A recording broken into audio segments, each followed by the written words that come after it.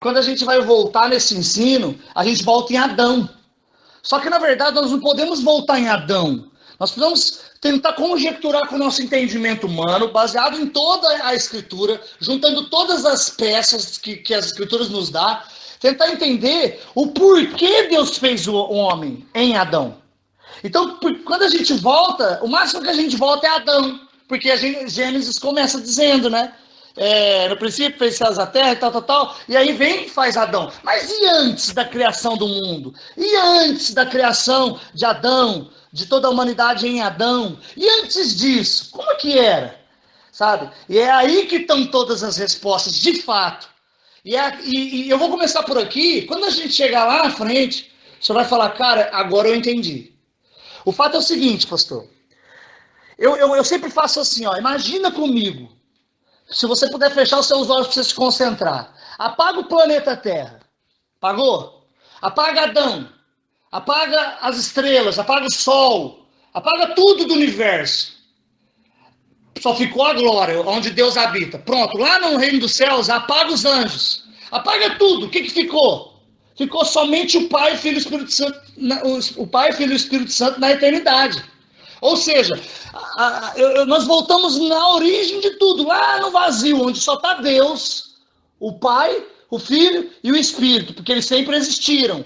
Dali para trás nós não conseguimos voltar mais. Por quê? Porque ninguém vai explicar Deus. Nós não vamos conseguir voltar mais do que isso. O máximo que nós vamos voltar é até aqui.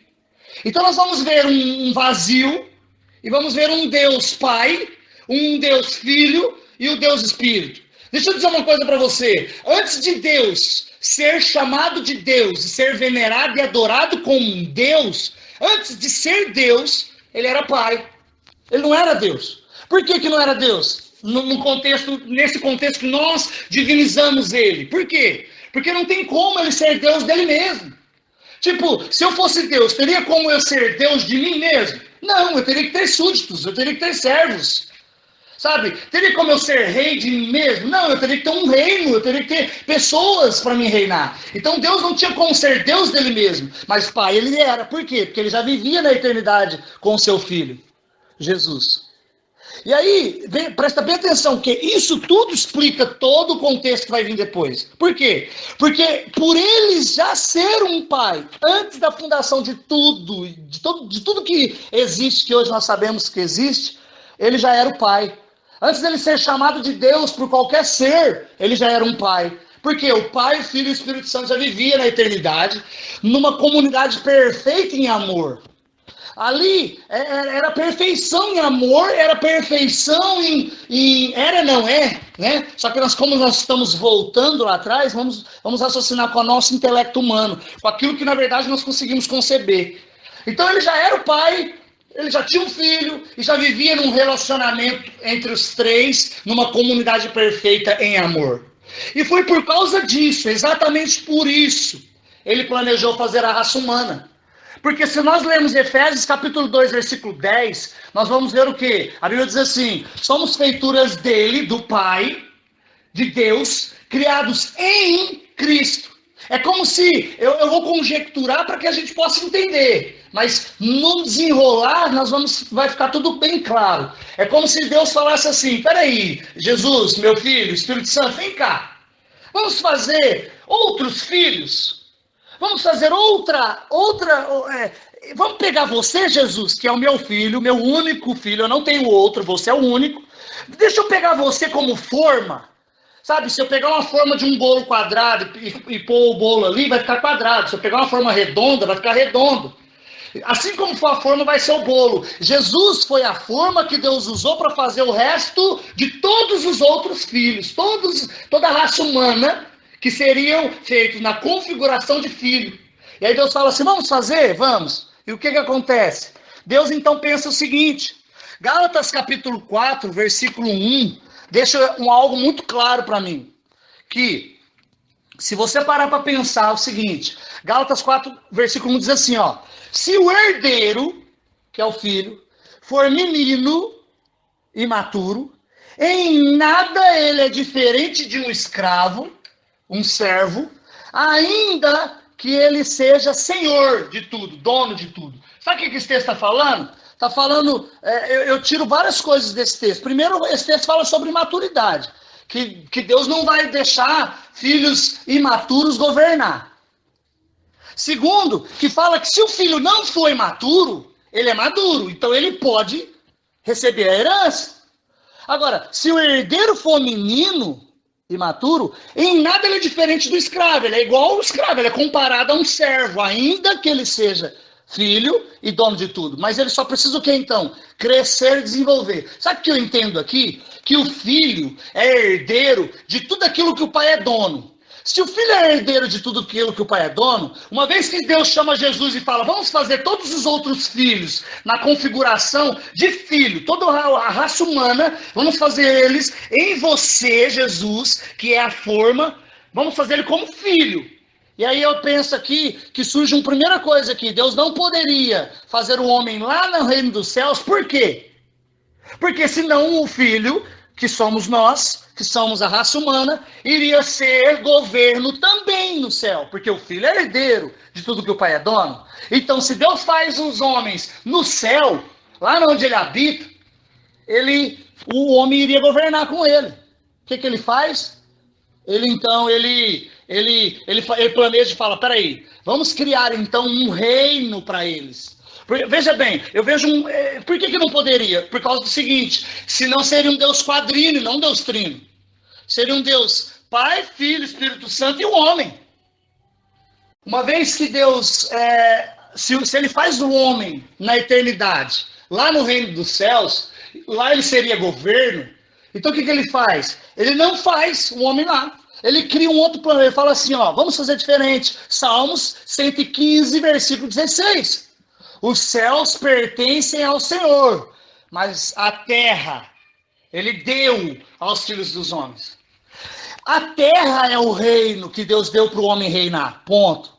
Vamos lá, vamos continuar. E aí ele fala, então, pera lá, então nós não vamos criar o homem aqui no reino dos céus, nós vamos criar ele lá na terra, não é? Tá, então antes de criar a terra e colocar o homem lá para governar e reinar ali, uma vez que nós iríamos reinar e governar aqui, iria ser como a configuração no céu? O Pai, o Filho e o Espírito Santo e nós na terra. O Pai, o Filho e o Espírito Santo lá no reino dos céus e nós aqui no reino da terra. Ponto. Agora olha só comigo. Vamos lá, vamos seguir. Aí Deus fala assim, então pera lá, então vamos construir primeiro o ambiente, que é a terra. Só que antes de construir a terra, o que ele faz? Ele constrói o reino dos céus. Nós estamos seguindo a ordem cronológica dos fatos. E aí, quando ele constrói o reino dos céus, ele pensa o seguinte, eu vou criar anjos para nos servir a mim e servir aos meus filhos lá na terra. Só que veja bem uma coisa, por que Deus não cria os anjos na configuração de filhos? Pelo mesmo, lá no reino dos céus, pelo mesmo motivo que ele não pôde criar o homem lá como filho. Então o que ele faz? Ele cria os anjos na configuração de servos. Por isso que Gálatas fala que se o herdeiro for menino, em nada ele se difere de um escravo, mesmo ele sendo senhor de tudo. Ou seja, o herdeiro ele é comparado a um servo, mesmo esse herdeiro sendo filho. Agora, deixa eu te dizer uma coisa, esse texto está falando sobre imaturidade. Só que quando Deus planejou o homem, ele não planejou um homem caído, ele planejou um homem inteiro, completo. Um homem maduro, então ele não planejou um filho imaturo. Ele não fez Adão imaturo. Ele fez Adão completo. Então Deus, na sua concepção, ele fez o homem maduro. Então ele não poderia fazer o homem maduro para governar lá no céu. Então também ele não poderia fazer os anjos na configuração de filhos. Então o que ele faz? Ele cria a configuração no céu. E aí, isso é bem assim, é a interpretação de toda a escritura, juntando peças com peças. Baseado no que eu vou falando, você vai pegando o seu entendimento, vai juntando as peças e você vai entender. E aí, o que ele cria? Ele cria a configuração do céu, ele cria o reino dos céus, cria os anjos como servos e não como filhos. E aí ele coloca etnias para governar. Por exemplo, Miguel. Para que ele criou Miguel? Para que ele criou Gabriel e Lúcifer? Segundo o que nós entendemos, Deus criou Miguel para reger a intercessão, Deus criou Gabriel para reger a proclamação, E Deus criou Lúcifer. Na verdade, há uma linha teológica que esse nome não existe, aí é uma outra questão, mas independente, era um anjo querubim ungido, que tinha tambores em si, então ele foi feito para reger a adoração. Era um anjo de luz, se ele era com o nome dele Lúcifer ou não, não vem ao caso, mas o fato é que Deus criou três anjos específicos para reger e uma série de anjos para outras questões. Então vamos lá. Então agora Deus criou o céu, criou o reino no céu, criou anjos e criou, vamos chamar assim, regentes ou generais, enfim, líderes no meio de outros anjos. Então Miguel, entre tantos anjos de intercessão, Miguel era o líder deles. Gabriel, entre tantos anjos de proclamação, vamos dizer dessa maneira, Gabriel era o líder deles. E no meio de tantos anjos que eram da adoração, o anjo caído, antes de ser caído, era, né, o líder deles. Ok, então como ficou agora a configuração? Ficou o Pai, Filho e Espírito Santo vivendo em paternidade, desde antes da fundação do mundo. Agora, com o reino nos céus, com anjos como servos e não como filhos. Agora ele começa a planejar e fazer o quê? A terra. O reino onde o homem iria reinar. Esse é o principal pensamento que nós temos que ter. Qual é o propósito de Deus ao criar a humanidade? Por que ele planejou criar o homem? Para que ele criaria o homem? Se ele já tinha o seu filho, é porque ele queria outros filhos, ele queria uma maior família em amor. Acho que Deus gostou tanto de se relacionar que ele criou mais filhos para viver num ambiente da eternidade, reinando na terra. Por isso ele deu a terra aos homens. E aí o que acontece? A Bíblia nos mostra em Isaías, eu já ouvi muitos pregadores dizer que Lúcifer queria ser maior do que Deus. Queria se sentar acima do que Deus. E não é o que o texto está dizendo. O texto em Isaías nos fala que ele queria subir nas mais altas nuvens, acima das estrelas de Deus, e se assentar no trono do Altíssimo. Ou seja, ele queria estar no mesmo nível. Por quê? Porque o texto diz que ele queria ser semelhante ao Altíssimo. Sabe o que eu entendo aqui? Que Lúcifer, quando Deus fez todas as coisas, planejando o homem, por causa do homem, Deus faz tudo. Deus faz o sol, Deus faz as estrelas, Deus faz a terra, Deus faz o reino dos céus. Inclusive o próprio Lúcifer foi criado por causa do homem. Miguel e Gabriel foi criado por causa do homem. Isso antes da queda. Então Lúcifer, ele queria ser semelhante ao Altíssimo. E se nós analisarmos quem é semelhante ao Altíssimo? É o Filho. O Filho é a imagem e semelhança. Se nós vemos Romanos capítulo 8, versículo 29, se eu não me engano, diz que nós fomos predestinados a sermos como Jesus, que é a semelhança do Pai. E é o primeiro de muitos irmãos. Se você vê 1 Coríntios 4:4, quando diz que o Deus desse século cegou o entendimento para que não lhes resplandecesse a glória do Filho, qual é a imagem do Pai. Ou seja, o Filho, todo filho é a imagem e semelhança de Deus. O Filho legítimo e maduro. Por isso que nós somos feitos a imagem e semelhança. Então o que Satanás queria? Não era ser mais do que Deus. Na verdade, era como se ele estivesse clamando assim, ó Deus, me torne um filho teu. Ele queria ser filho de Deus. Ele não queria ser mais do que Deus. Ele não queria, na verdade, a princípio ele não desejava isso. Só que por ele ter sido feito no reino dos céus, e por Deus ser santo e não poder voltar atrás, ele não pode pegar Lúcifer e transformar ele num filho lá no céu, porque senão ele teria feito Adão lá no céu, teria feito a raça humana lá no reino dos céus. Então ele vira para Lúcifer e fala, você não pode. E o que acontece? Aí então Lúcifer se exalta, tem orgulho, né? Uma vez que há uma teologia de que ele criava adoração para Deus. Enfim, eu não quero entrar nesses méritos, eu quero ficar naquilo que realmente as escrituras dizem. Ele se orgulha e deseja então, meio que tipo dizendo, eu vou subir lá e vou me assentar e serei semelhante ao Altíssimo. E aí Deus faz o quê? Destrona Satanás. Para onde? Para a terra. Ponto. Vamos abrir um parênteses. Enquanto isso, Porque isso tudo acontece na eternidade. E a eternidade, se a gente for querer entender ela com a nossa mente humana, nós vamos ficar loucos, porque nós não vamos entender perfeitamente tudo. Por quê? Porque Deus é aquele que anuncia o fim desde o começo. Ele é o alfa e ele é o ômega, ele é o princípio e ele é o fim. Enquanto nós estamos aqui conversando, ele já foi lá no final de tudo. Ele já viu se nós estamos no céu ou se nós estamos no inferno. Então ele já sabe todo o final de tudo. E aí nós vamos entrar nesse contexto depois quando nós falarmos sobre predestinação. Porque na verdade eu prego isso chamando predestinação com livre-arbítrio. E aí depois nós entramos nesse assunto. Então, querido, para que a gente seguir e continuar, quando Deus faz a terra e chama o homem e fala, ó, cultive a terra. A terra é sua para você lavrar a terra. Agora você vai governar sobre a terra.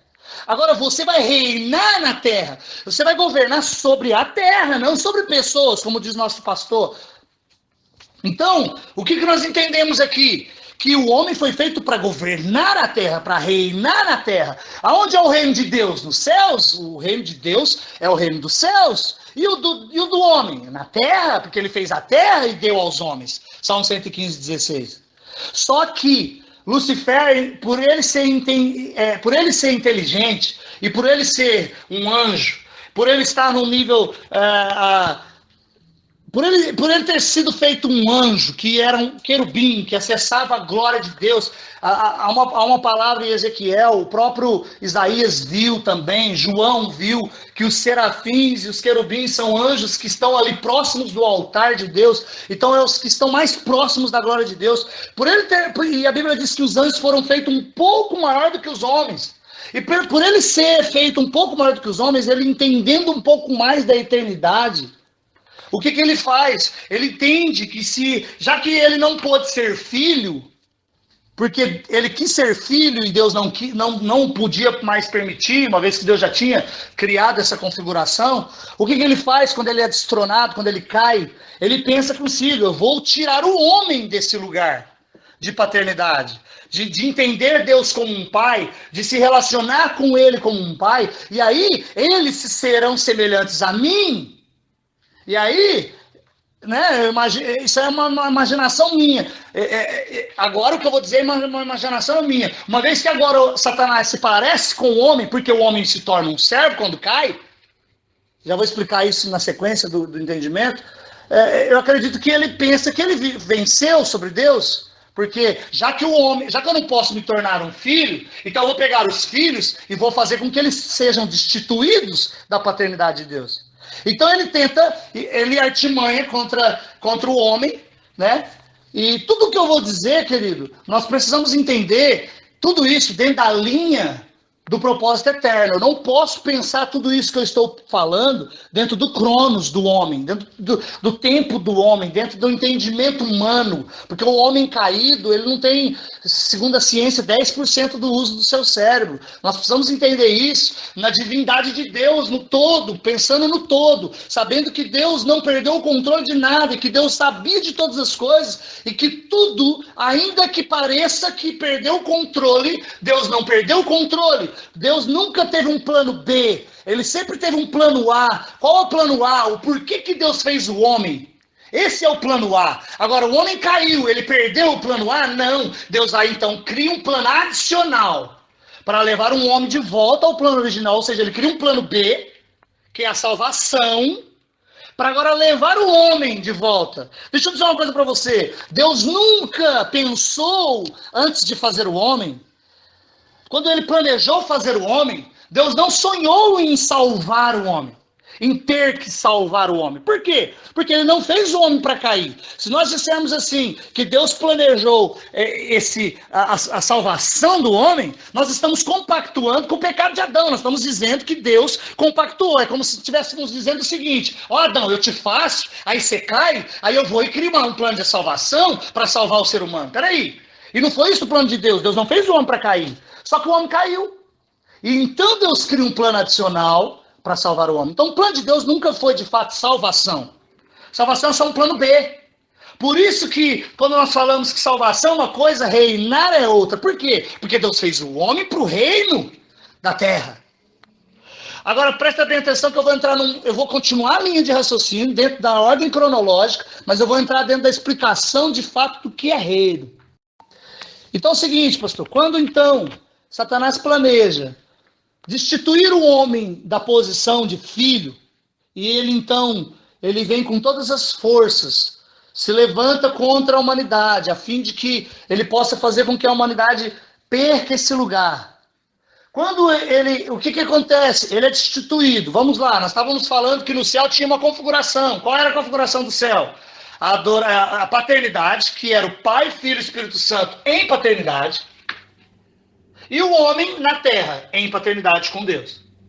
Depois, a adoração com Lúcifer, a intercessão com Miguel e a proclamação com Gabriel. Só que agora quando Lúcifer cai, o que acontece? Fica vazio esse lugar da adoração. E o que Deus faz? Deus pega essa adoração e coloca no homem. Agora, como ficou a configuração? Na eternidade, nos céus e na terra. Ficou assim, o Pai, Filho e Espírito Santo em paternidade nos céus, com um homem em paternidade com Deus na terra. A adoração no homem, a intercessão em Miguel e a proclamação em Gabriel. Deixa eu te falar uma coisa. Se o homem não caísse, se o homem não tivesse pecado, se o homem não tivesse cometido pecado, não haveria necessidade de um homem pregar a outro homem. Não haveria necessidade de um homem pregar para outro, ensinando nada. Por quê? Porque nós estaríamos agora, todos nós, no ambiente eterno, 100% maduro, sem ser um ser caído, sem pecado. Então não haveria necessidade de eu pregar para alguém se converter, não haveria necessidade de eu ensinar algo para alguém. E também não haveria a necessidade de eu interceder, orar por outro alguém.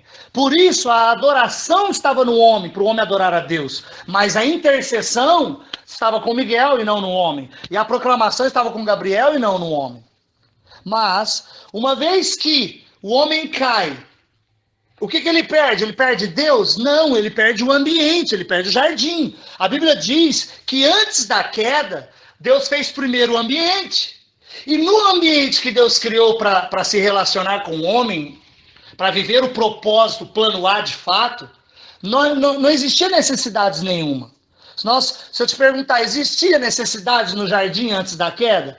É claro que você vai me responder que não. Por quê? Porque o homem não havia necessidade alguma. E a única necessidade que o próprio Deus percebeu que existia, ele mesmo sanou, que foi criar uma mulher. Porque não é bom que o homem viva só. E aí ele cria para ele uma adjuntora. Mas aí você olha e você não vê necessidade alguma no jardim. Só que depois que o homem cai, quando ele ouve a voz de Satanás, que com uma artimanha maligna, tenta tirar o homem da paternidade de Deus, do ambiente da paternidade. E uma vez que o homem cai e ele consegue fazer isso, o que o homem perde? Ele perde a eternidade, agora o homem passa a ser mortal, e ele perde o ambiente da paternidade de Deus. Passando agora a haver uma necessidade agora ao homem. Agora o homem tem que lavrar a terra. Antes o homem iria cultivar a terra. Esse cultivar fala de plantar, colher, comer, mas agora vai ser com o suor do rosto. Agora não é só cultivar mais. Agora tem que trazer de volta. Por isso que Romanos fala que a criação anseia pela manifestação dos filhos de Deus. Por quê? Porque ela foi sujeita à inutilidade, não porque ela quis, mas por causa de Adão que a sujeitou. Ou seja, por causa do homem ter caído, a terra se tornou maldita. Agora o homem tem que restaurar a terra. Aí entra num outro ponto, que eu só vou abrir esse parênteses mais na frente, para me seguir a ordem de raciocínio por aqui. Então o que acontece? Acontece o seguinte, quando o homem cai, surge a primeira necessidade no jardim, lavrar a terra. E a segunda necessidade, agora Deus precisa sacrificar um animal, em sinal de sacrifício para remissão de pecado, para perdoar Adão, para não ter que destruir Adão. Deus então sacrifica um animal, tira a pele desse animal e veste Adão. Por quê? Porque agora surgiu mais uma necessidade, vestir o homem. Porque agora o homem descobriu que estava nu. E aí então, o homem é destituído da eternidade, é destituído do ambiente de paternidade. Ele não perde a um Deus. Pelo contrário, é agora que ele adquire um Deus. Porque antes ele não tinha um Deus, ele tinha um pai. Agora, o homem cai, ele perde de 100% de entendimento, ele passa a ser 10% de entendimento. E o que acontece? Com isso, ele não vê mais Deus como pai, mas ele vê a Deus como apenas um Deus. E um Deus se serve com sacrifícios, mas um pai não. Um pai se serve com honra. Honra teu pai e tua mãe. Deus se serve com sacrifício. Então, por isso, a partir de agora, é necessário que homens construam altares e sacrifiquem neles, para que possa, então, remir o pecado e servir ao Deus, que antes não era o Deus dos homens, era apenas o Deus dos anjos. Porque os anjos foi feito na configuração de servos, mas os homens foi feito na configuração de filhos. Só que agora, quando o homem cai, ele perde essa configuração de filho e o homem se torna servo. Agora o homem não é mais filho. Por quê? Porque ele não tem um entendimento de filho. Ele tem um entendimento medíocre de um servo. Agora o homem está limitado ao serviço apenas, ao lavrar a terra. E aí então Deus cria o plano de remissão. O que é o plano de remissão? É o plano adicional, para levar o homem de volta ao plano original. Ele cria o plano B, para levar o homem de volta ao plano A. Uma vez que nunca foi plano de Deus fazer o plano B, mas porque o homem caiu, houve-se então a necessidade no jardim. E aí, querido, de lá para cá, de Gênesis até Malaquias, você vai ver Deus levantando homens para tentar restaurar o quê? A paternidade de Deus. Você não vai ver Deus tentando levantar Noé para outra coisa a não ser restaurar a paternidade. Por quê? Vamos ver isso? Vamos. Quando você lê Gênesis capítulo 6, você vai ver o seguinte, que Noé, que quando Deus olhou para a terra e viu que a maldade do homem havia se multiplicado, ele decidiu destruir a terra. Por quê? Porque ele falou, peraí, agora eu não quero, se for para mim ter servos, eu já tenho os anjos, eu quero filhos, e aqui eu olho para a terra, é só maldade, eu vou destruir o homem. Só que olha que ele olha para Noé, a Bíblia diz que Noé achou graças perante os olhos do Senhor. E o Luiz Emílio, ele ministra isso, quando ele fala sobre isso, ele fala que Noé fez Deus sorrir. Ou seja, Deus olhou para ele e falou, olha, achei um homem que através dele eu posso viver um techuvá. Qual a diferença de metanoia e techuvá?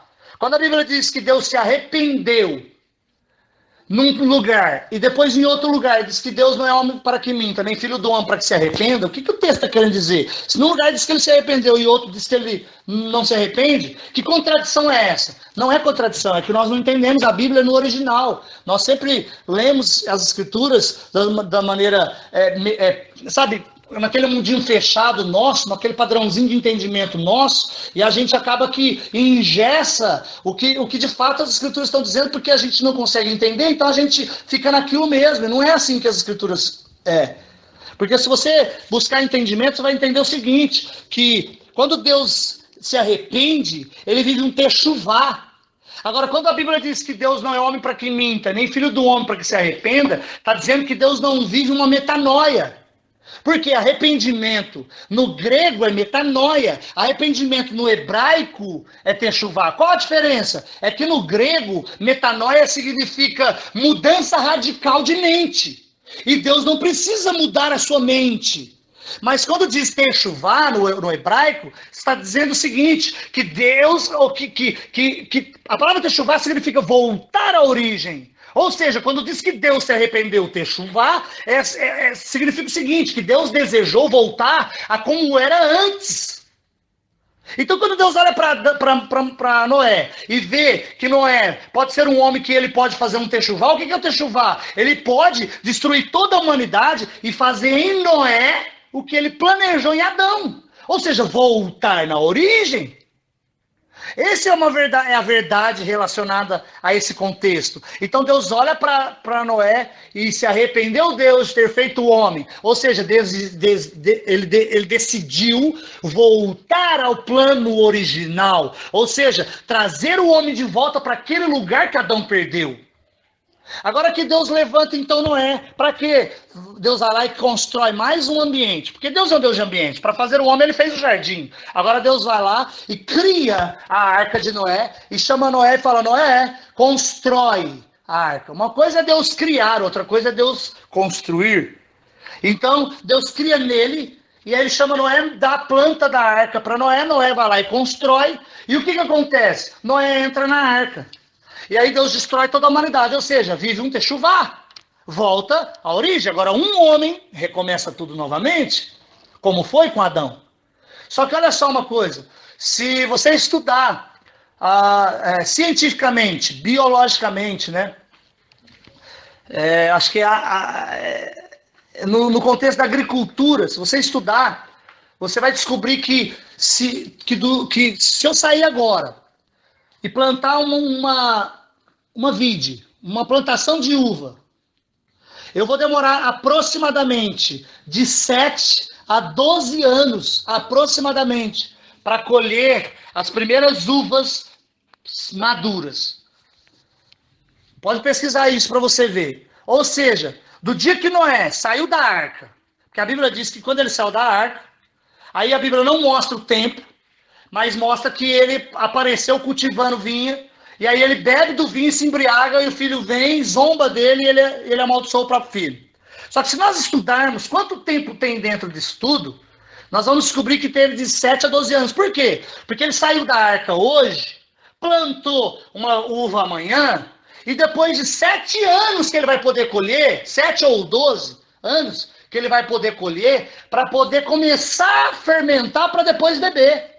Então, baseado nessa verdade que a biologia ou a agricultura nos ensina, o estudo da agricultura nos ensina, então, do dia que ele desceu da arca, ao dia que ele pecou, amaldiçoando seu próprio filho, nós estamos falando de um Deus que estava restaurando a paternidade de Noé. Agora um pai amaldiçoou o próprio filho. Ou seja, foram 12 anos aproximadamente que Noé e Deus viveu em paternidade com a sua família. Por quê? A Bíblia não narra essa história, esse tempo. Mas se nós estudarmos, nós vamos entender. Porque ele não planta uma uva hoje e amanhã já está tomando. Isso não é óbvio.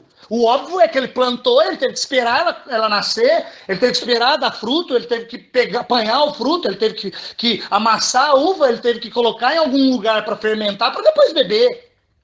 Essa é a lógica dos fatos. E se a gente for estudar quanto tempo demora isso, são aproximadamente 12 anos. Então foram aproximadamente de 7 a 12 anos que Deus então viveu o techuvá, ou seja, a paternidade que ele desejou no homem, em Adão. Agora ele vive Noé. Só que o que acontece? Quando Noé bebe, e ele se embriaga, e o seu filho vem e zomba dele, ele amaldiçoa o próprio filho. E nós estamos falando de um Deus que criou um plano adicional para levar o homem de volta ao plano original. E o plano original de Deus é a paternidade em relacionamento de reino, ou seja, onde o homem iria reinar sobre a terra e viver em paternidade com Deus.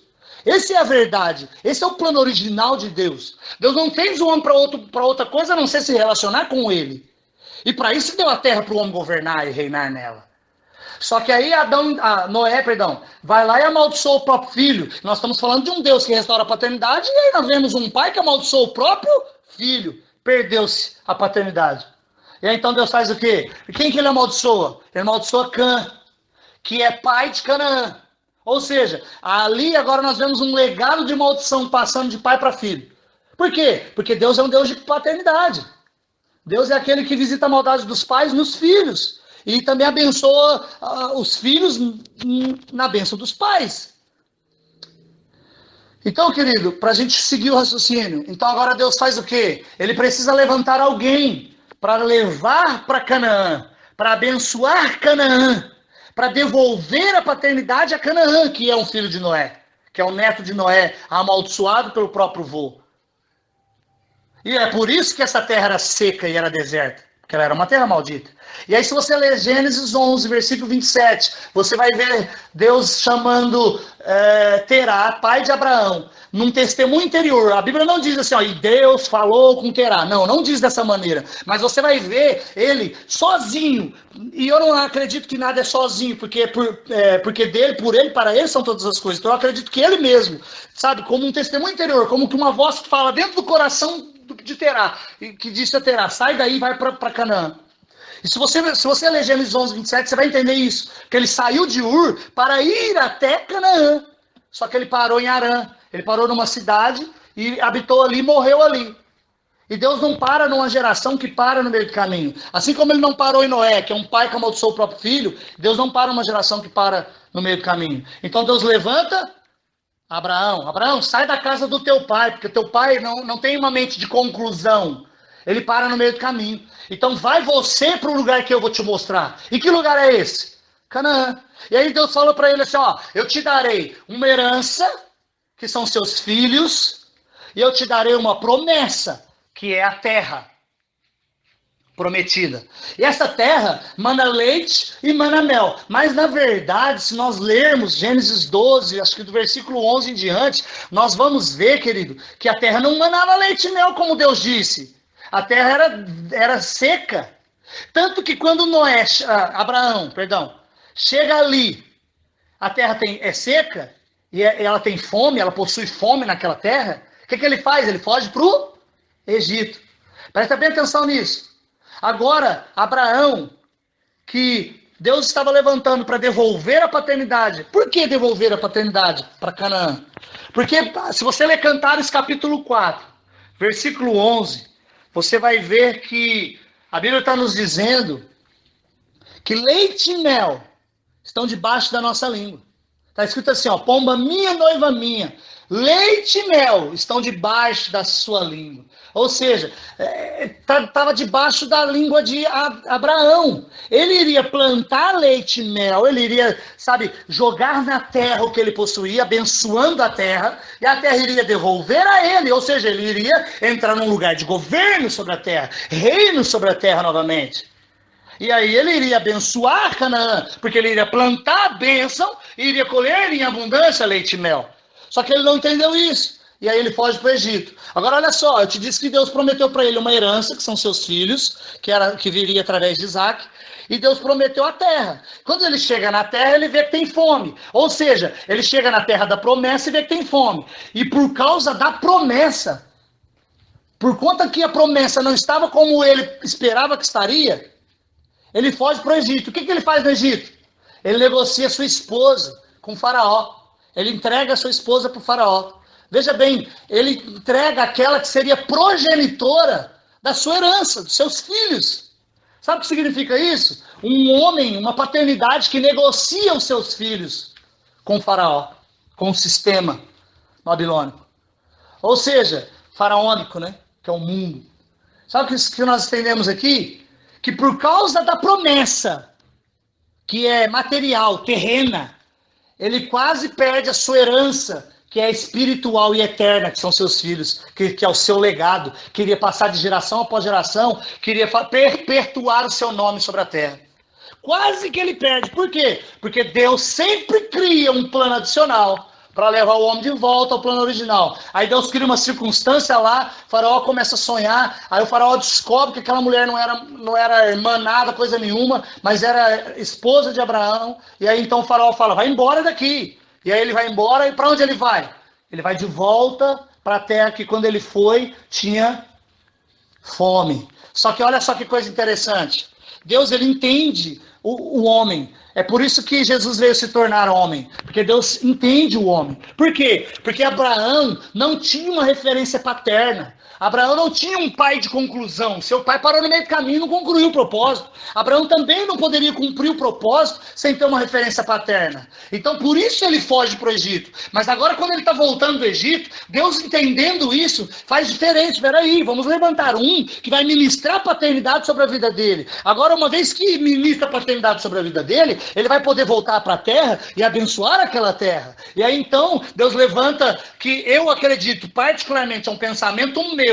Isso não vai mudar a visão verdadeira do que está escrito, tá? Eu acredito que o próprio Yeshua se personifica na teofania, ou seja, a manifestação do próprio Deus, como Melquisedeque. Eu acredito que Melquisedeque era o próprio Yeshua, mas tudo bem, vamos seguir como está escrito. A Bíblia não fala que é, a Bíblia também não fala que não é. É um pensamento meu. Eu acredito que Jesus se aparenta e aparece para ele como Melquisedeque.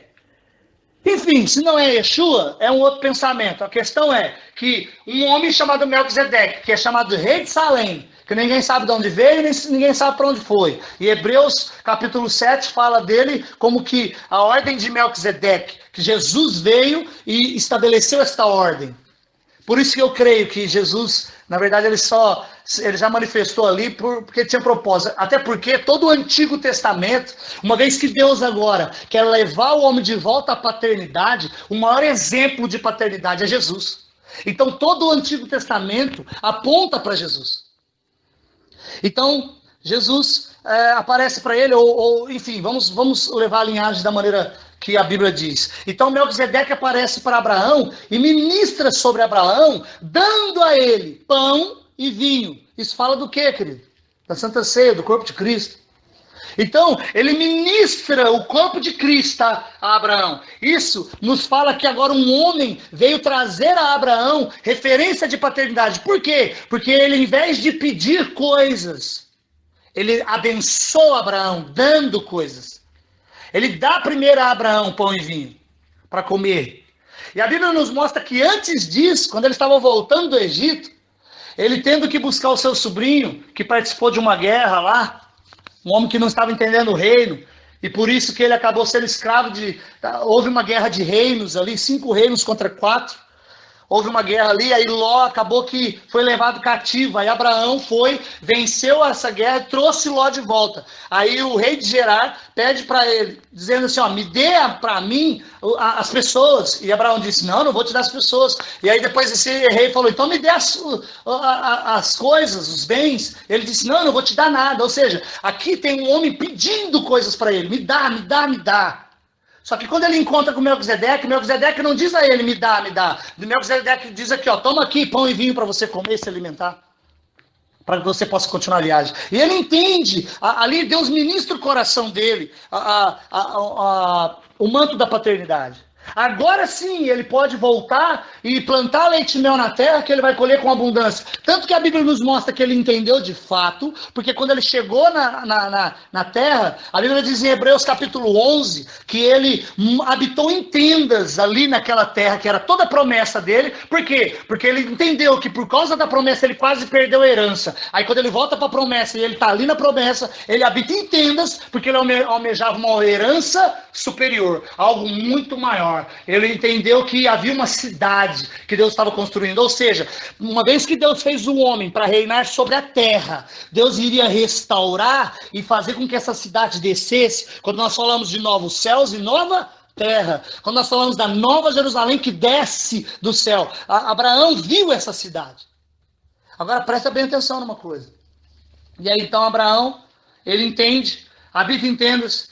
E aí ele passa o legado para o seu filho, e aí ele se torna o patriarca Abraão, o pai Abraão. Todo mundo agora começa a chamar o Abraão de pai Abraão. E aí então vem Isaac, e aí vem Jacó. E se eu for aqui falar detalhe por detalhe, nós vamos ficar aqui até amanhã. Então eu vou resumir dizendo, Isaac fez a mesma coisa que o pai, foge para Gerar, entrega sua mulher por Faraó. E aí, porque na verdade isso aqui é como eu te falei, isso faz parte de um seminário que nós ministramos, no caso assim, se nós formos falar 2 horas por dia, nós temos que falar pelo menos 3 dias direto, né? 2 horas à noite, 2 horas no outro dia, 2 horas no outro dia para concluir todo o entendimento. Então aqui eu estou resumindo para você entender, né? Mas quando nós estamos falando no seminário, nós falamos todo o entendimento completo. Nós paramos e falamos um pouco de cada homem. Falamos de Abraão, falamos de Isaac, que cometeu o mesmo pecado do pai, entrega sua esposa Rebeca pro rei de Gerar, e aí Deus não para num pai que negocia seus filhos, né? Assim como Deus não parou em Noé, que amaldiçoou seu filho, assim como não parou em Gerar, que parou no meio do caminho, que não tem uma mente de conclusão, assim como não parou em Abraão, teve que levantar Isaac para dar sequência na paternidade. E aí então vem Isaac, depois vem Jacó, e Jacó nós sabemos que ele enganou o próprio pai. Nós estamos falando de paternidade, e Deus não vai parar num homem que engana o próprio pai para restaurar a paternidade, não. E aí então Deus levanta José, né? Depois de Jacó veio os 12 irmãos, e aí José, a gente conhece a história que foi parar no Egito, enfim, aí José poderia lá do Egito mesmo abençoar Canaã, mas o que ele faz? Ele manda trazer toda a sua família embora para cá, para o Egito. Agora o que acontece? Canaã fica deserta, fica vazia. E aí os vizinhos que sabiam que aquela cidade manava leite e mel, porque agora Abraão já tinha plantado, Isaac já tinha plantado, a terra começou a prosperar, se tornou uma terra bendita, cumpriu o propósito. devolveu a paternidade de volta a Canaã, né?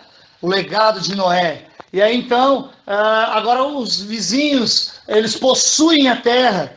Essa terra agora, que sempre foi a terra que Deus separou para aqueles que Deus escolheu para restaurar de volta o que Adão perdeu. Agora essa terra é possuída pelos inimigos ali, os vizinhos. E aí então o povo habita ali no Egito, 400 anos. E aí então Deus levanta um libertador, Moisés, para quê? Para tirar o homem do Egito e levar para onde? Lá para aquela terra. E aí quando ele vai voltar para aquela terra, o homem que viveu 400 anos escravo, com mentalidade de escravo e não de governo, mentalidade de servo e não de filho, agora ele não sabe ser governo, ele só sabe servir como escravo. E aí Deus tem que matar esse povo no deserto, levantando a próxima geração. E aí vem Josué. Aí esse povo também comete as mesmas falhas que a geração anterior. Aí Deus levanta quem? Os juízes. Aí você vai ler o livro de Juízes, você vai ver que durante muito tempo a terra viveu em paz, durante 40 anos, mas sempre acontecia que eles abandonavam o Senhor, aí Deus tinha que entregar eles nas mãos de alguém, e alguém ia lá, oprimia eles, aí eles começavam a voltar para o Senhor, clamavam novamente, aí Deus levantava um libertador, e aí então Deus libertava eles de novo, eles viviam um tempo em paz, vivendo em paternidade, depois caía de novo, e aí então passa dos juízes, vai indo, aí chega o tempo de Samuel, aí o povo pede um rei, por quê? Porque Samuel, se você ler toda a história, você vai ver que Samuel não prepara seus filhos. E aí o povo que olha para os filhos de Samuel e vê que os filhos de Samuel não eram como Samuel, pede a Samuel um rei. E aí então Deus até permite, levanta os reis sobre a terra. Aí nós vamos ler a história de Saul, que para restaurar a paternidade não podia. Aí você vai ver a história de Davi. Davi, um homem que restaurou a paternidade porque ele entendeu a configuração do céu. Deixa eu abrir um parênteses aqui e voltar lá atrás. Quando eu disse para você que a adoração estava no homem, mas a intercessão e a proclamação não estavam porque estavam nos anjos Miguel e Gabriel, isso era um fato verdadeiro, mas uma vez que o homem caiu, agora o que Deus faz? Deus imparte com os anjos a adoração e a intercessão e coloca no homem. Por quê? Porque antes não haveria necessidade de um homem pregar para outro homem, antes não havia necessidade de um homem orar por outro homem, mas agora existe a necessidade de um homem pregar para o outro homem, e agora existe a necessidade de um homem orar pelo outro homem, em intercessão. Então Deus imparte. O que é impartir? É diferente de transferir, é diferente de dividir. Dividir, eu tenho 100%, nós dividimos meio a meio, eu fico com 50, você com 50. Transferir, eu tenho 100%, se eu te transferir 20, eu fico com 80 e você fica com 20, ou vice-versa, se eu te transferir 80, você fica com 80 e eu fico com 20. Isso é transferência, mas impartir não. Impartir é como compartilhar. O exemplo, eu vou usar o Facebook. Quando eu posto uma foto, você vai lá ver a foto, você gosta dela, você vai e compartilha. Quando você compartilha, você não remove do meu Face. Você apenas posta no seu, mas mantém no meu também. Ou seja, isso é impartir. É quando fica 100% em mim, vai 100% em você. Deus imparte dos anjos Miguel a intercessão e coloca no homem. Deus imparte de Gabriel a proclamação e coloca no homem. Para quê? Para que agora, através da adoração, da intercessão e da proclamação, os homens que Deus vai levantar para restaurar a paternidade, possam, através dessa configuração, adoração, intercessão e proclamação, levar o homem de volta à paternidade de Deus. Um exemplo, vamos usar o Noé como exemplo, vamos voltar lá. Noé, em adoração a Deus, constrói uma arca. Para quê? Para interceder pelo homem. E aí o que ele faz? Ele proclama ao homem, dizendo, homens, se arrependam, vamos para dentro da arca, porque vai vir chuva. Ou seja, em adoração a Deus, ele constrói a arca que é para interceder pelo homem. Aí ele vai lá e proclama a salvação. Então, usando a adoração, intercessão e proclamação, Deus vai permitir que o homem, através dessa configuração, leve o homem de volta à paternidade que Adão perdeu. Então, vamos voltar lá. Davi entendeu a adoração, intercessão e proclamação. Por quê? Porque quando ele vai buscar a arca, uma vez que a arca, se você conhece toda a história da trajetória da arca, né, desde Moisés, você vai entender que ela foi levada, quando houve a guerra, os filhos de Eli levou a arca para a guerra e perderam a arca para os filisteus, e ela ficou um tempo lá com os filisteus. Quando essa arca voltou para a terra de Israel, Davi pegando essa arca para levar para o lugar que ela deveria estar, primeira vez ele traz da maneira errada, ele traz um carro de bois. Quem usa carro de bois é o próprio povo filisteu, porque foi assim que eles fizeram para ver se a arca deveria ou não voltar né, colocou num carro de bois e permitiu que os bois guiassem para onde fosse, eles iriam entender se era ou não era o propósito de Deus. E aí, então, Davi tenta usar essa mesma maneira, o mesmo método, e nós não podemos usar os métodos filisteus para carregar a arca de Deus. E aí, então, Deus vai... E aí acontece o que acontece, a gente já conhece a história, né? Uzá morre e tal. Aí Davi entende que não é na força do homem, então a cada 6 passos, que 6 é o número do homem, ele para e sacrifica. E agora ele leva a arca nos ombros, e não é mais em carros de bois. E aí ele entendeu o propósito. E aí o que ele faz? Pela lei de Moisés, a arca tinha que ser levada para o tabernáculo. Pela lei. Só que por ele entender a paternidade de Deus, ele cria uma tenda. Ou seja, ele entendeu que Deus era um Deus que criava ambientes para estar com o homem. Ele entendeu que em Adão Deus criou o jardim. Em Noé Deus criou a arca e Noé construiu. Ele entendeu que em Moisés Deus criou o tabernáculo e Moisés construiu. Ele entendeu e ele disse, então já que Deus constrói ambiente para se relacionar com o homem, agora eu vou construir um ambiente para me relacionar com Deus em paternidade.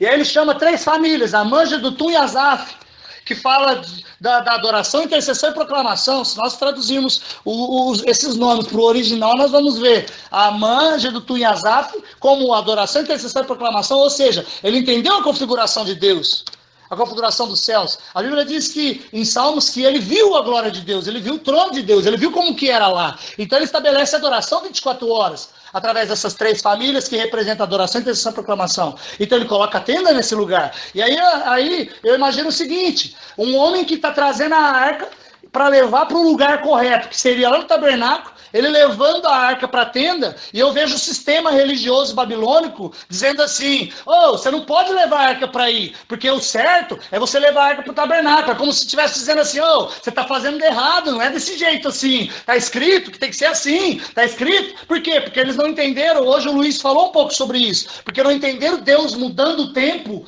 Deus mudando o ciclo, Deus mudando, por quê? Porque precisamos entender o tempo para que nós possamos entender o modo de Deus. Isso, na verdade, nós já vemos pregando já há algum tempo, e hoje o Luiz falou isso com uma propriedade muito pontual para esse tempo, porque esse é um tempo da transição. E aí, querido, uma vez que nós precisamos entender o tempo e o modo de Deus, Davi entendeu. E aí, então, ele restaura isso. Só que nós vamos ver quando é que ele perdeu a paternidade, a restauração da paternidade. Quando ele mata Urias, que seria um pai de família, que seria um progenitor de filhos. E aí, então, Deus vai levantar quem? Outros reis que vão vir depois dele. Vai vir Salomão, e aí nós já conhecemos a história de Salomão, foi reprovado no final de sua vida. Nós vamos conhecer outros e outros reis, alguns que foram aprovados e outros que não foram. E durante esses reis, quando reinavam aqueles que eram desaprovados, Deus levantou os profetas. Para quê? Para levar o homem de volta a esse lugar. Só que pelo homem não entender, por várias e várias vezes, matando os profetas, aprisionando os profetas, Deus então vive mais uma vez um techuvá. Só que agora Deus diz assim, eu me arrependo de ter feito um homem, porque eu procuro isso, está em Ezequiel 22:30, procuro um homem para que eu possa colocar na brecha, mas não encontrando ninguém, ele decidiu destruir a raça humana. Só que é aqui que entra a maior de todas as revelações. Jesus se levanta e diz assim, Deus, Pai, isso é conjectura, eu estou falando da minha maneira, o que nós lemos em Filipenses capítulo 2, versículo 6 em diante. Que sendo Deus, não usurpou o ser igual a Deus, mas aniquilou-se a si mesmo, assumindo a forma de servo. E aí então nós vamos entender isso da maneira que eu vou colocar aqui para você. Jesus se levanta e diz assim, Pai, eu sei que você está procurando alguém para colocar na brecha, e lá na terra você não encontra ninguém. Por quê? Porque uma vez que o homem caiu, agora só o homem pode interferir para trazer o homem de volta. Por isso Deus impartiu a adoração, intercessão e proclamação no homem. Só que aí Jesus disse assim, Pai, deixa eu descer lá. E aí o Pai, eu imagino com a minha imaginação santificada o seguinte, o Djalma Toledo fala isso, a minha imaginação santificada me permite o seguinte, que Deus virou para Jesus e falou, você não pode, porque você é Deus. E um Deus não pode interferir na queda do homem, senão já teria feito. Hoje o Luiz falou algo muito profundo, muito forte. Deus não pode interferir na restauração do reino na terra. Porque Deus deu a terra para o homem, é o homem que tem que restaurar a terra. Romanos 8 fala que a criação anseia pela manifestação dos filhos de Deus. Quem são esses filhos? Os homens maduros, que vão voltar para aquele lugar que Adão perdeu. Enquanto nós formos imaturos, sem entendimento, sem de fato conhecer essas verdades de Deus, nós não poderemos governar sobre a terra. Então, por isso Deus vai nos permitindo aprender e vai estudando, e a gente vai entendendo, e nada de uma vez, é sempre por processo mesmo, é um pouco aqui, um pouco ali. E aí, então, Jesus, ele não pode vir. Por quê? Porque ele era Deus, e Deus não pode vir. Então, eu imagino Jesus dizendo, então faça o seguinte, papai, eu aniquilo a mim mesmo, eu esvazio de mim mesmo, eu não desço lá como um Deus.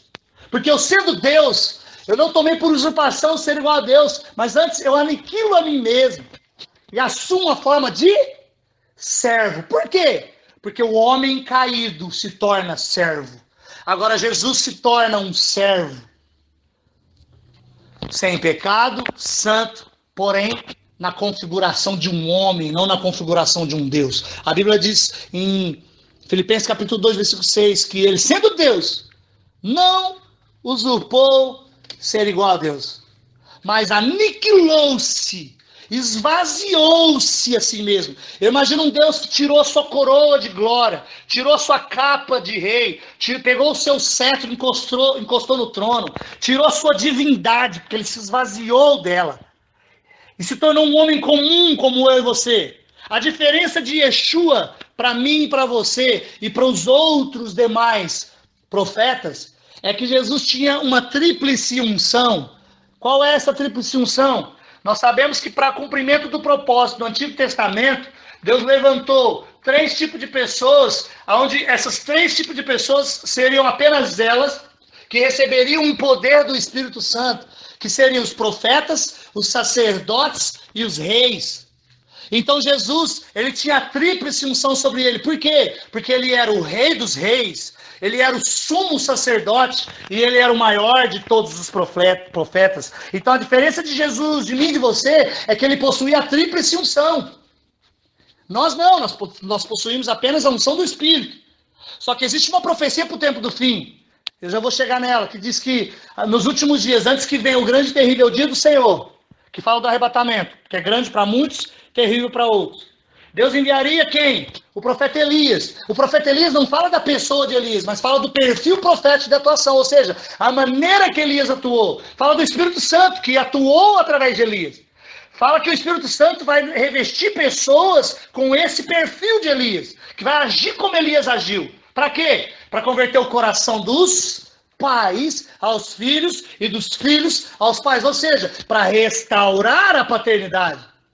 Então Deus, antes do arrebatamento, vai levantar pessoas que atuarão como Elias para restaurar a paternidade. E nós precisamos entender isso, por quê? Porque para a gente entender melhor isso, a gente precisa estudar a vida de Elias e ver como Elias atuou. Elias atuou confrontando a imoralidade, o engano. Ele confrontou Jezabel, Acabe, Baal e os profetas de Baal. Quem são esses 4? Jezabel fala de um espírito de manipulação e controle. Acabe fala de um rei que estava vivendo no conformismo. Estava dentro de um sistema e estava conformado com ele. E Baal representa a religião. E os profetas de Baal representam a religiosidade. Então, ou seja, antes que venha o grande e terrível dia do Senhor, que fala do arrebatamento, Deus enviaria homens, Deus levantaria homens que, cheios do Espírito Santo, no perfil de Elias, atuaria contra a manipulação, o controle e a imoralidade, que confrontaria o conformismo, a religiosidade e os religiosos. Para quê? Para estabelecer o coração dos pais aos filhos e dos filhos aos pais, ou seja, para estabelecer a paternidade. Então, Jesus, ele tinha tríplice unção. E aí, então, Jesus veio como um simples mortal, homem comum, como eu e você, sendo Deus, mas não usurpou ser igual a Deus, esvaziou-se a si mesmo. E aí, então, eu vejo o seguinte, que Jesus, em adoração ao Pai, vem em intercessão pelo homem,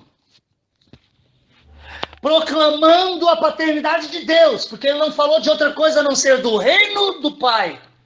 Eu não vim fazer a minha vontade, mas a obra do meu Pai. Quem vê a mim, vê o meu pai. E ele começa a mostrar um pai. Por que os fariseus queriam tanto matar Jesus?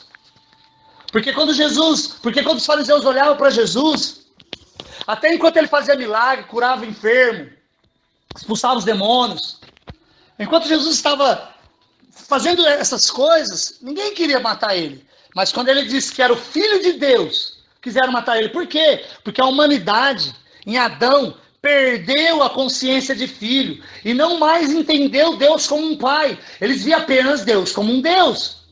Tanto que para eles o pai era Abraão. Eles não tinham Deus como um pai. Aí vem Jesus mostrando a paternidade de Deus de volta para restaurar a paternidade. Nós estamos falando que desde Gênesis até Malaquias, Deus está levantando homens para restaurar o reino e a paternidade. Por quê? Porque a paternidade, querido, é o método de governo do reino. Por exemplo, vou explicar isso com mais facilidade para você entender.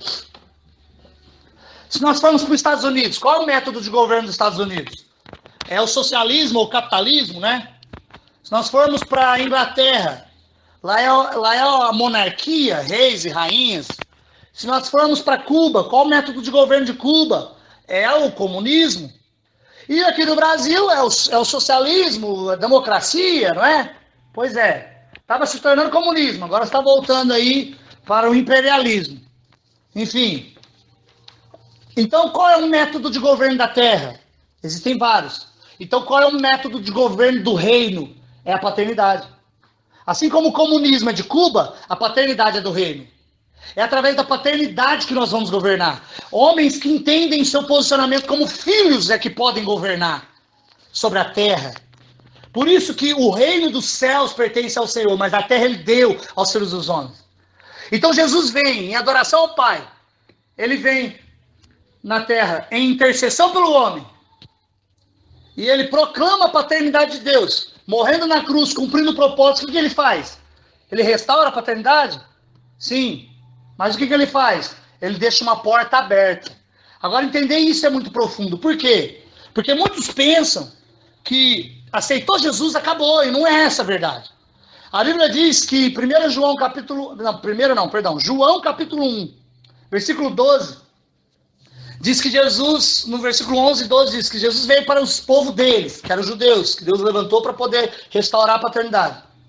Mas o povo dele não o aceitou. Mas a todos quantos me receberam, a estes deu-lhes a possibilidade, o direito de se tornar. Não está dizendo que já se tornou, mas deu a possibilidade de se tornarem filhos de Deus. O que isso fala? Imagina comigo que você tem um quarto lá no fundo da sua casa. E aí você me convida, pastor Aires, vem aqui em casa, vem fazer uma visita. Aí eu vou. Aí você fala assim, eu tenho um equipamento que está lá no fundo. Para mim chegar lá naquele quarto, lá no fundo, primeiro eu preciso passar pelo portão. Esse portão, quando Adão caiu, ele foi trancado. Agora Deus quer levantar homens de Gênesis a Malaquias para restaurar, para abrir esse portão, mas nenhum deles consegue. Todos eles falham. Noé amaldiçoou o próprio filho. Terá para no meio do caminho, Abraão negocia sua herança, Isaac faz a mesma coisa, Jacó engana o pai, Moisés o povo rejeita, Josué o povo faz a mesma coisa. E Juízes, 40 anos de paz, depois eles abandonavam o pai. E os reis, todos eles falharam, muitos deles falharam, alguns que conseguiram restaurar, mas sempre cometiam um erro. E aí, os profetas anunciando e o povo sempre rejeitando. Então Deus decide destruir, só que Jesus vem e faz. Então o que Jesus faz? Ele abre o portão. Agora, eu passo pelo portão, mas não significa que eu já estou lá dentro daquela sala. Eu preciso percorrer o caminho. E se a sua casa for como a minha, eu terei que entrar pela sala, depois passar pela cozinha, depois passar pela copa, depois passar pela varanda. E aí então eu vou poder caminhar mais um pouco para ter acesso a essa sala. É isso que diz a Bíblia quando diz em João capítulo 1 que Jesus nos deu o direito de nos tornarmos filhos, ou seja, de voltarmos para esse lugar. Não significa que nós voltamos, nós precisamos agora viver os processos e caminhar para que de glória em glória, uma glória que cresce, uma glória crescente, nós venhamos viver isso. Se você ler Romanos, capítulo 8, versículo 18, vai dizer assim, que as aflições do tempo presente nem sequer se comparam com a glória que em nós há de ser revelada. Não é uma glória para a qual nós iremos, mas é uma glória para o qual nós nos tornaremos. Nós nos tornaremos em glória. Nós iremos nos tornar em glória. E quando nós nos tornar em glória, como? De glória em glória.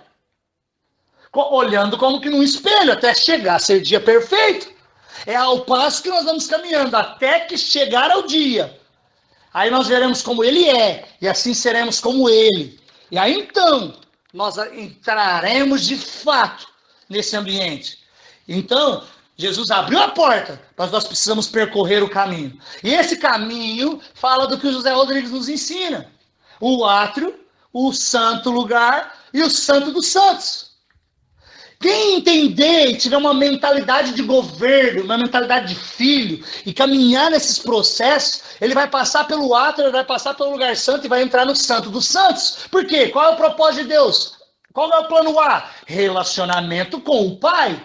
Em paternidade, em governo sobre a terra. Se eu entendi isso, então eu vou viver um relacionamento com o Pai, não como filho, não como escravo, mas como filho. E irei governar sobre a terra. Não as coisas irão me governar, não a terra irá me governar, mas eu irei governar sobre as coisas e sobre a terra. E pessoas eu irei conduzir a isso. Como estou aqui agora ministrando isso ao teu coração. Então, esse é o propósito. Voltarmos ao lugar que Adão perdeu. Agora, nós temos que percorrer o caminho de glória em glória até chegar a ser dia perfeito. Romanos 8, versículo 18 fala que nós nos tornaremos em glória. Aí você vê o versículo 19 diz que a criação anseia pela manifestação dos filhos. Que filhos? Os que se tornarem em glória. Continuação do versículo 18. E aí você lê o 19 e o 20, você vai ver por que a criação pede isso, espera a manifestação dos filhos. É porque ela foi sujeita à inutilidade. Não porque ela quis, mas por Adão que a sujeitou. Enquanto muitas pessoas estão esperando o fim da terra, eu não espero o fim da terra. Eu espero a restauração dela. Você quer saber? Deus não criou a terra para ela ser destruída, querido. Se você ler Eclesiastes capítulo 3, versículo 11, 12, 13, você vai lendo ali, capítulo 3, você vai ver que Deus criou tudo, Deus faz tudo eternamente. E se Deus fez a terra eterna, como é que ele vai destruir ela? Se ele destrói a terra, ela não é eterna mais. Você quer mais uma? A Bíblia diz que, assim como nós somos uma nova criatura, quando nós aceitamos Jesus, deixa eu te fazer uma pergunta para você. Quando você aceitou Jesus, você se tornou uma nova criatura? Sim, instantaneamente. Maravilha. Mas deixa eu te fazer outra pergunta. Você saiu do seu corpo e entrou num outro glorificado, num outro corpo, numa outra criatura? Não, é a mesma. Só que quando a Bíblia diz que quando nós nascemos de novo, acontece algo no reino do Espírito. Mas o corpo é o mesmo. Eu continuo nesse corpo aqui. Então, é o mesmo ato de nascer de novo e de ser nova criatura. Vai ser o mesmo ato da reforma, da transformação da terra. Quando diz assim, haverá novos céus e nova terra, é novo céu como nova criatura. Da mesma maneira que eu sou uma nova criatura, haverá uma nova terra. Mas não é outra terra. É esta terra transformada. Claro que isso depois de todo o processo escatológico.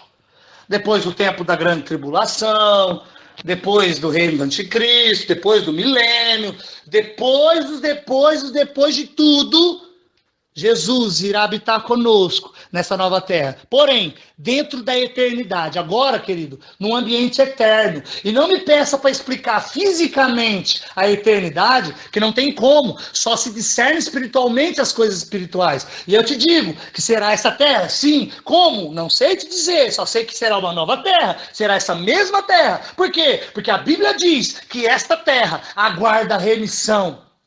Está lá, leia Romanos 8, 18, 19, 20, 21, 22. Você vai ouvir dizer o seguinte, que a criação aguarda a manifestação dos filhos de Deus, porque ela foi sujeita à inutilidade, não pela sua própria vontade, mas por causa daquele que a sujeitou.